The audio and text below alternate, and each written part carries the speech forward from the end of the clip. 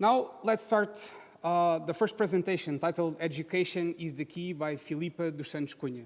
She is director of TUMO Coimbra, where she motivates youth in technology and creativity. As an organizational psychologist, she specializes in people and project management within the social impact sector. Filipa believes that education is a starting point for a country's economic and social growth. It is through education that we ensure that all children and young people can have access to opportunities to expand their talents, and that will make them want more for themselves and the place where they live. TUMO has a non-formal education project, is a civil society initiative that wants to contribute to bringing more knowledge and fulfillment choices to young people in Portugal. Please welcome Filipa.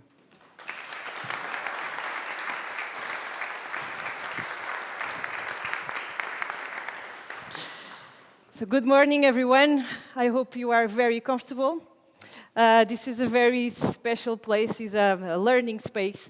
I hope we can learn a little bit today, this morning. So our students sit in here in this space, in these chairs. It's a pleasure. So this project we started in October. It's almost 5 months. And we are getting very good results with the students, the mentality. So we are trying to change a little bit of what is learning and what is a learning space. Today, of course, I'm going to talk about education, because if we are talking about talents, we need to talk about education. Yeah, I'm going to tell you why education is so, it's a passion for me. It's very important in my job, and I'm very lucky to work in education in Portugal. So I will start with some numbers, and my number is a 7 as well, but not so a good 7. I'm going to tell you that in Portugal, 7, it's better. It's better this way? Oh, it's better, yes. So I'm going to start with the numbers. So 17% of the population in Portugal are officially in poverty, okay? 17%, it means 1.78 million people. It's like 4 times the population of Dublin, kind of. Why I'm talking about poverty? So you're maybe looking at me, oh, I was expecting good news, not bad news. But poverty, of course, it's related with the level of education. Of course, the study says when you have a better level of education, you are more capable to have a better income, you have better options, opportunities, you can have a better life for you, for your family, and for your community. Okay? Portugal is one of the countries in Europe where the socioeconomic background most affects children's results at school. This is huge. It means that when a student goes to the school, the results, or not the majority, but some of the children, the results are not connected with intelligence, with interests, talents, or even hard work, depending on the social economic background of their families. This is huge. The failure rate of the students with families with some difficulties, with some limitation, financial limitations, is 52%. It's 5 times higher than the children from families with better conditions, better financial conditions. This is very unfair. And why this is happening? It's not because the families, the lower income families, are less intelligent, but it's because of 2 main factors. The first one, of course, less resources, but the second one is because we are in a cycle of replication. I will get what I see, what I hear, what I feel, what I can experiment. So young people from a disadvantaged communities tend to have lower expectations about the future and life in general. They tend to have less role models, less examples how to improve their lives. They tend to have less financial resources to provide basic needs, but also to provide, for example, a private English school or private extracurricular activities, for example, or to travel to see other realities. These young people start to believe that there's no other options, and maybe they are less smarter than the other kids. The good news is that we can change this reality. The right to have education is a basic right for every child, for every person. A free of charge education is the first door to basic knowledge, of course, to learn how to write, how to speak, how to do some math, but also to break the cycle of poverty, to break the cycle of replication. Let me tell you my story. I'm a girl from a small town. My family is a lower middle class family, so my parents got a small business, they worked a lot, and I always went to a public schools. And I always get the social support or the social bonus from the state to be at school and also to the university. I didn't have any examples in my family with university degrees. I wasn't a brilliant student, I was pretty average. And until the 9th grade, I heard from some teachers that I was not able to have good grades on some subjects, for example, English. I had one terrible teacher, English teacher, that said to me that you're not going to have the ability to speak in English. It's funny, isn't it? And I was like, I believed that I was not smart. And today I can reflect on this situation and I can see that the best students on that class, they had private lessons in English.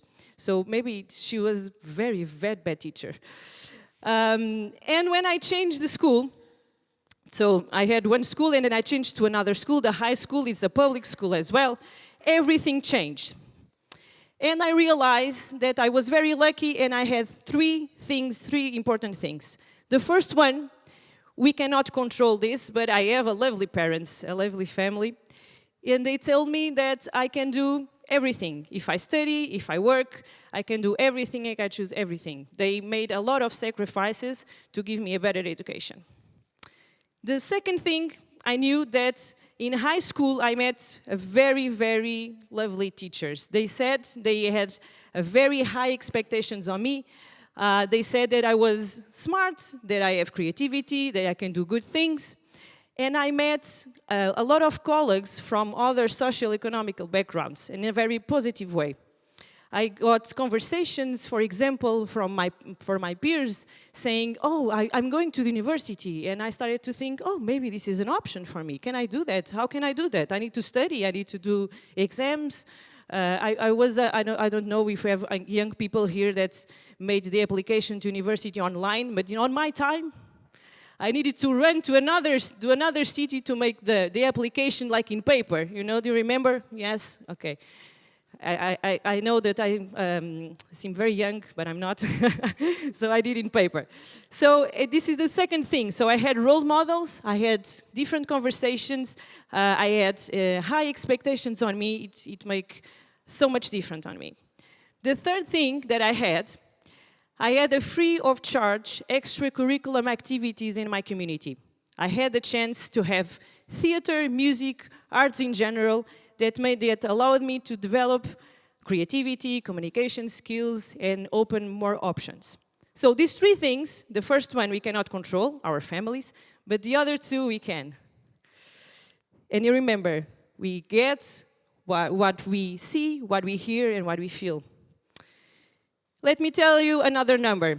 18% of the students whose mother had the 9th grade, just 18% goes to the university. I mean this number. So the thing is, we can break the cycle. And I did not break the cycle because I'm smarter, but because I got opportunities to expand my options. That's why I'm here to tell you that I truly believe that education is the best investment that the country can make. It's the best investment for the governments, for the municipalities, for the private companies, for the person individually. A better education doesn't mean that you need to go to the university, but you have to know that this can be an option for you. A better education means that you're going to have better people, better decision, better financial decisions, better political decisions, better politicians. Entrepreneurship. You can have a better health, prevention, and so on. Today, I have the privilege to manage this beautiful center, to see the students every day, and to tell them that here they have the opportunity to expand the options they have in life. 2 weeks ago, I have a very nice story. A student was apologizing to me because she cannot work with a iMac. Oh, I'm sorry. This is equipment for rich people. And I look at her and said, this is not an equipment for rich people. I learn how to deal with the equipment, and you can learn as well. See, this is very simple. But this girl, maybe from a disadvantaged community or a disadvantaged family, believe that this is not for her, and she's not have the skills, the proper skills to deal with equipment. And we need to break this cycle. So today, my role here is to influence you to believe, like I believe, that the education is the best investment we can make. In here, like TUMO or other projects that you are going to meet today, or you already meet, the schools that we have are trying to develop talent that are going to work in our governments, trying to work in our companies. So that's why my heart bumps in the education. So I really want you to have a really nice morning and grab education in your heart today. Thank you very much.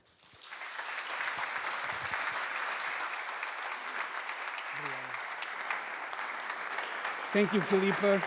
Thank you. Thank you, Filipa, for this beautiful story and for telling us a little bit more about your background and about TUMO and what you are doing here. After the event, we will have the opportunity to visit the space, I hope, if we have time. So make sure you have a couple more minutes to do the visit. All right, so the second presentation is about tomorrow's skills today, IT training for an evolving job landscape. Training stands as the core of organizational growth, pivotal in enabling companies to adapt and thrive in an ever-evolving job market. In today's ever-shifting professional landscape, the essence of continuous learning and adaptation has become the cornerstone for both individuals and organizations. Training stands as the catalyst for progress, enabling companies to thrive and individuals to chart meaningful career trajectories.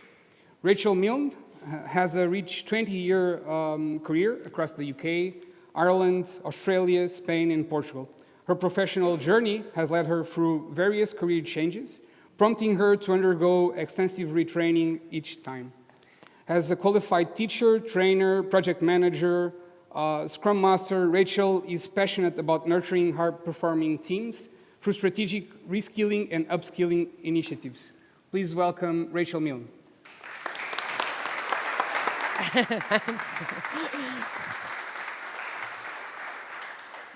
Hi everyone, good morning.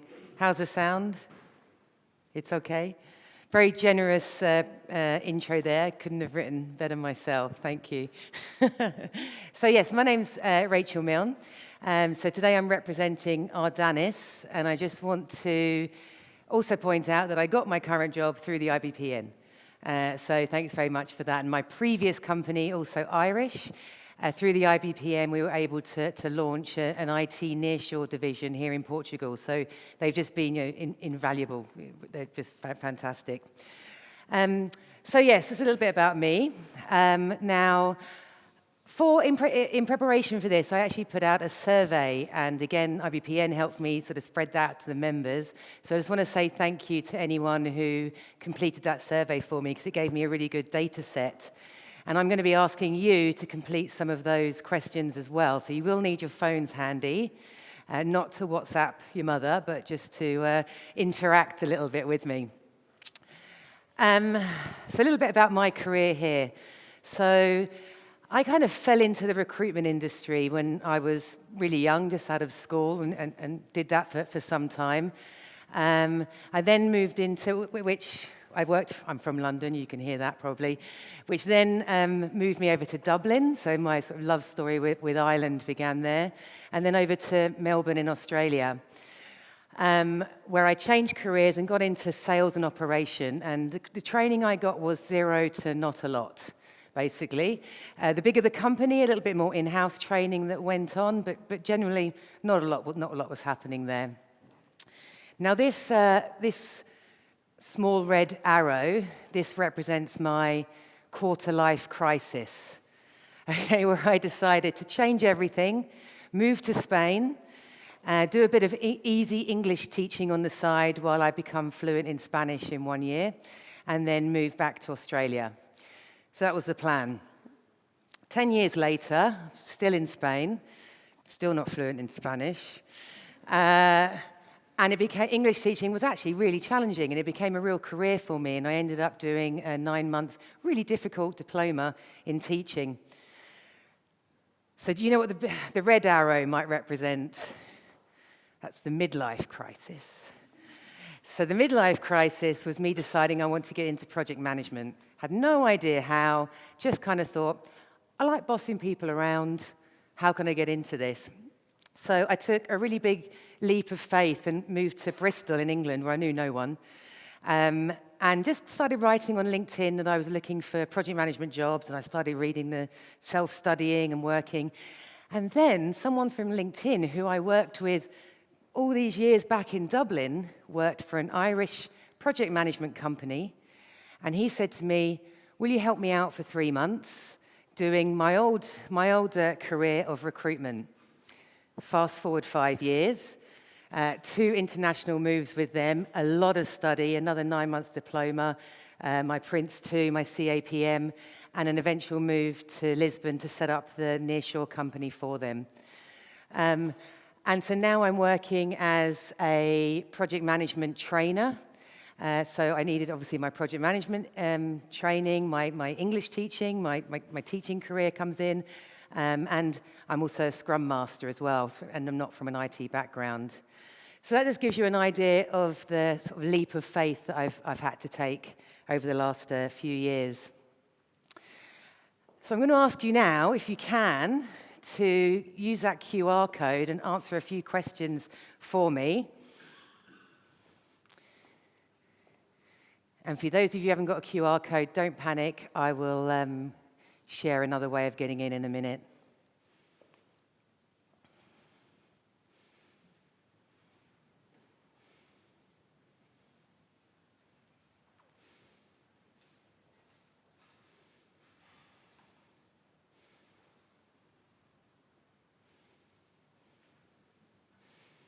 Okay, I think most of you are in. If not, I'm just going to, don't worry, you'll see it again in one moment. Here we go, great, thank you.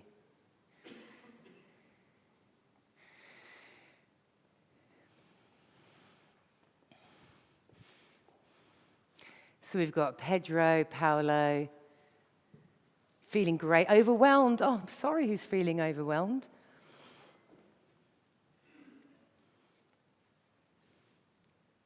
Great, energetic. I can't believe there's only one Joao in here. I have about 25 on my phone. Great, so excited, curious, very good, happy, great, good. All right, so we haven't got any hopeful.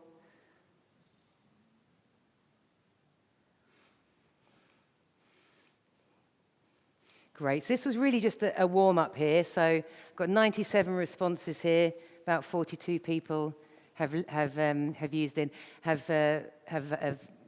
contributed. This is a really good project management tool. If you work in a team and not everyone's as outgoing as me, so it gives everyone a voice. This is a very good project management tool to use. I will move on. I'm going to ask you now, how old were you when you had your first paid job? Yeah, how old were you when you had your first paid job? Homework, chores around the house does not count.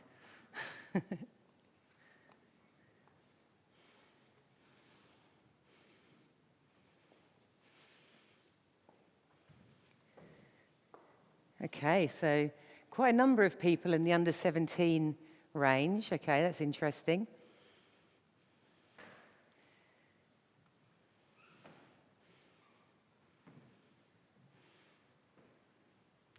23 to 29, just a few people there.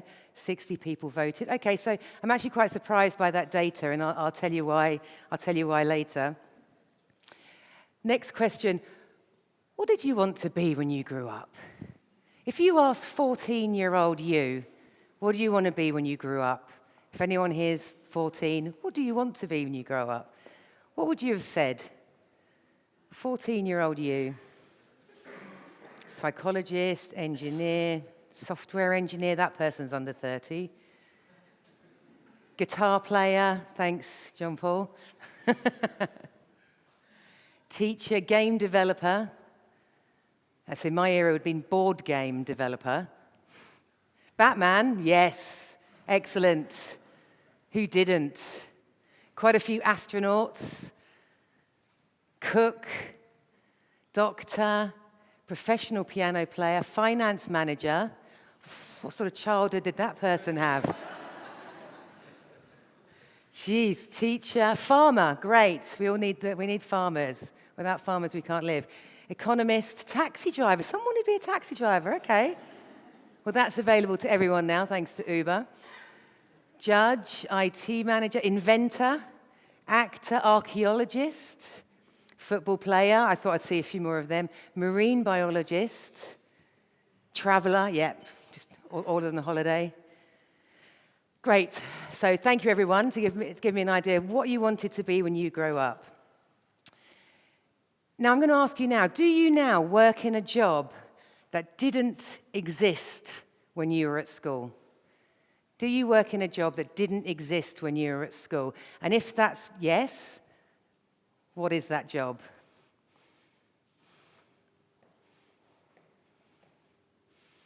Ah.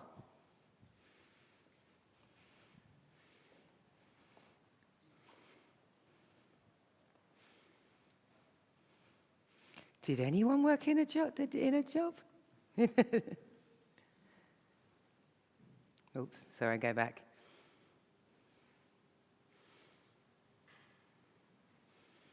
Software engineer, product designer, someone still in uni here. Yep, someone works in AI, didn't exist. Some vertical farming, I know who that is, that didn't exist.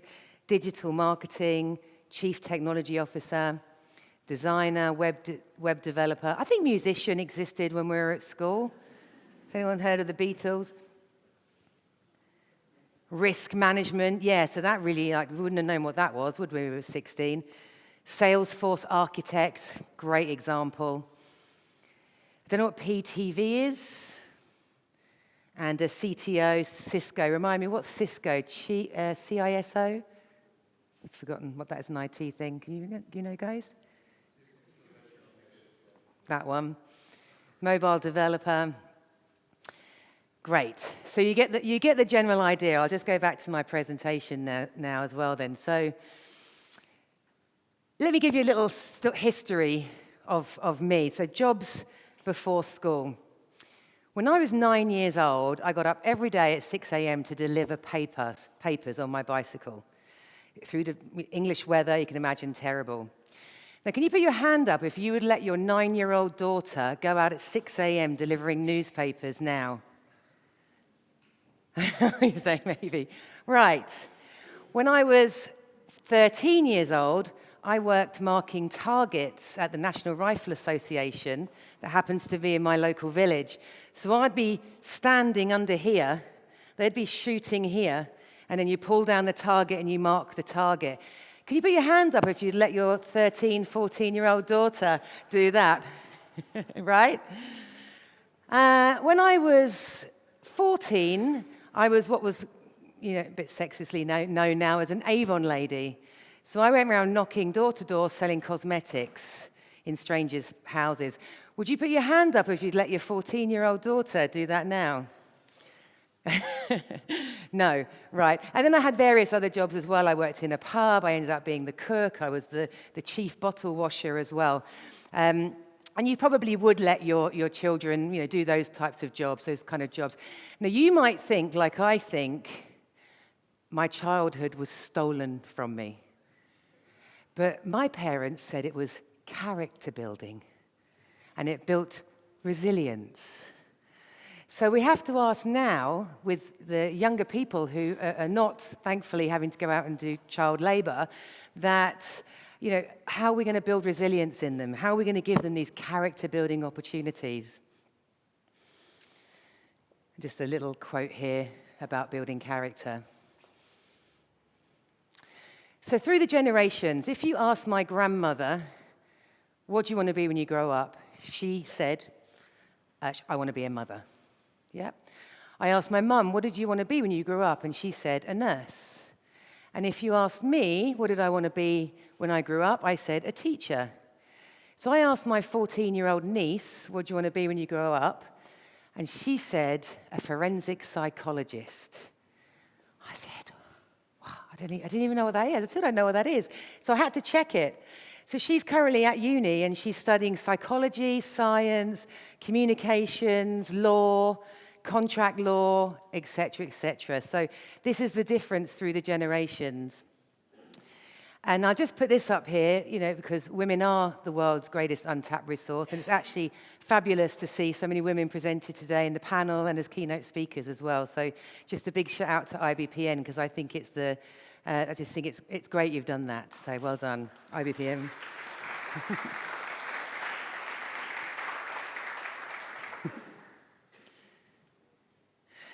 So, what do you want to be when you grew up? Did your job exist? Did your job exist when you were 14 years old? And quite a lot of you said, yes, my job did exist, and a lot of you said, no, it didn't. Could you imagine 20 years ago if I said to my mum, I want to work in the cloud? Could you imagine if I want to be a cloud architect? She would have thought I was insane, right? I'm a Scrum Master, a trainer of Scrum Master. You asked me what that would be when I was a kid, I would think it's something to do with rugby. So can you imagine here at the TUMO Centre what jobs these teenagers are going to have when they're older? I mean, we can't even, their job titles don't exist. We can't even comprehend what they're going to be doing in the next 10 or 15 years. So I think that's really important, that we have a centre like this that can give people the confidence, give people the tools to go and create our future for us. I'm going to get you to go back onto Menti now just to ask a couple more questions. Oh, did it? Career changes. So how many career changes have you made in your lifetime? Now, I don't mean you got promoted from cloud engineer to cloud architect, but really big career changes.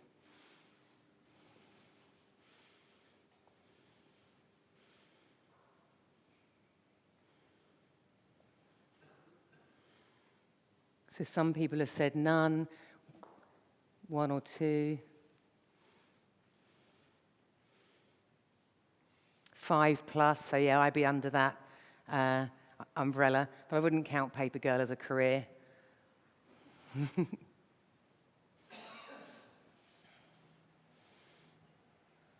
Great, okay. So the vast majority of you are saying 1 or 2, so that's not really that many, is it? But then I don't know your ages, and I didn't want to ask your ages.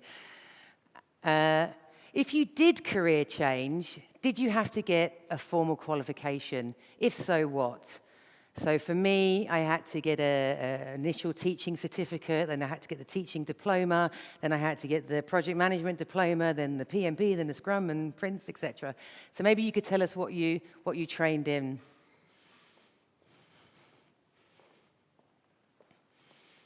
So masters, computer engineer, software development degree, learning by example, yep. Someone got a PhD, Scrum Master cert like me there. Project manager, masters in administration, legal, post-graduation, masters. I didn't, but I shouldn't have. So someone's got some regret here. They didn't know. I wish they hadn't have bothered now. Great, okay, so someone similar there, teacher, trainer, certification, certified idea, designer, multimedia, a master's, insurance diploma. Does that exist? Okay, great. All right, thank you for that. And just last question here. So how important do you believe continuous training and upskilling are in your current job? This is a little slidey scale thing here you can do.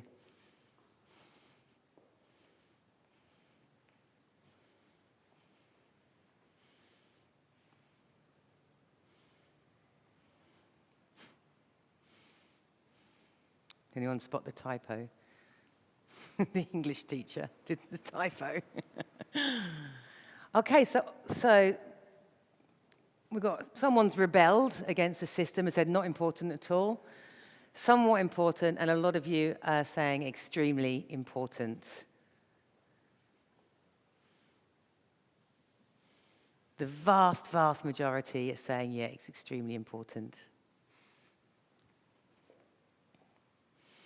Okay, thanks for your input there.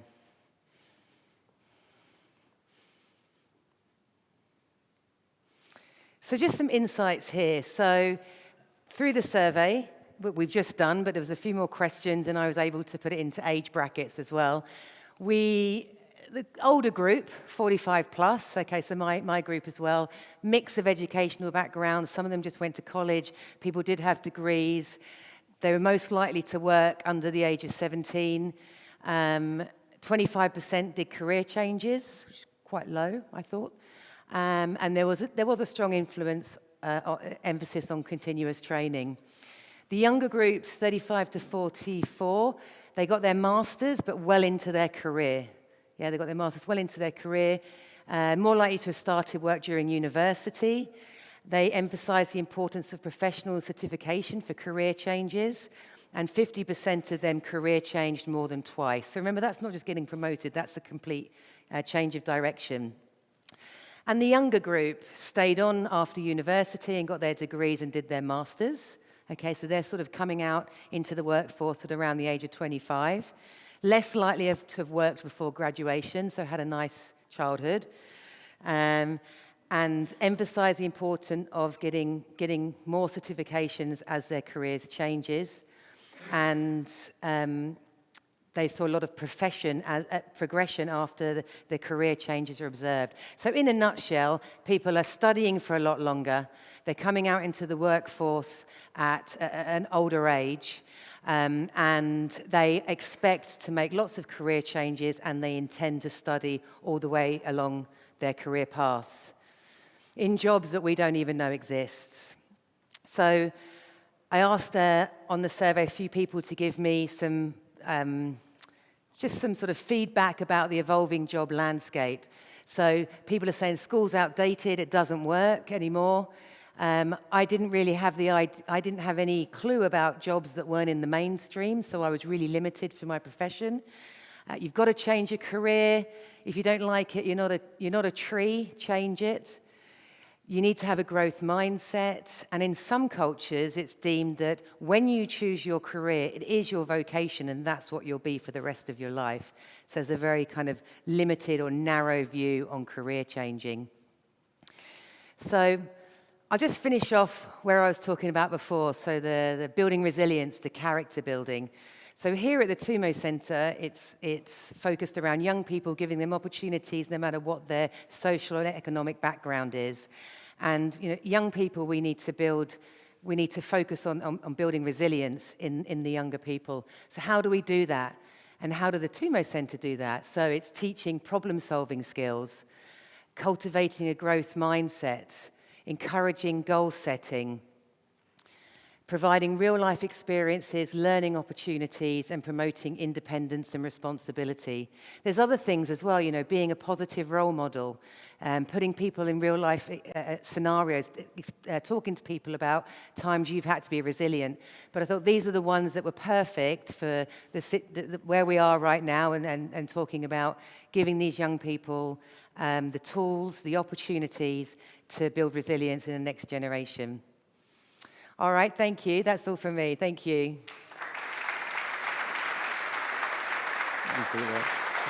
Thank you so much. Thank you. Thank you so much, Rachel. We will now go for a short break, take the time to network, get to know each other, and we'll come back in a couple of minutes.